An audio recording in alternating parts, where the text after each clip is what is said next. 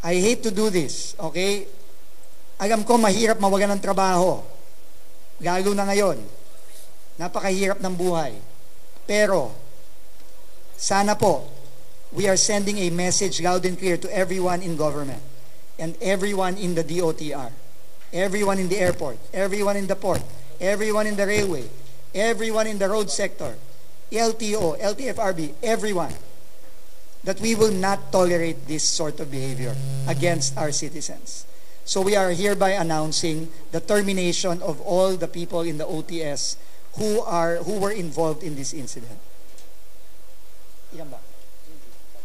Tatlo. Three personnel. Hindi po kami nagdadalawa. We are not fooling around here. Hindi kami nagloloko dito. Kung akala nyo nagloloko kami, nagkakamali kayo.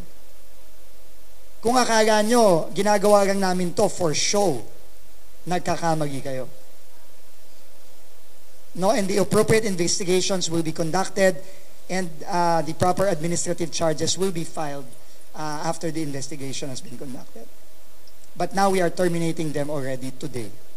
I've already instructed General Bisnar to issue that order today.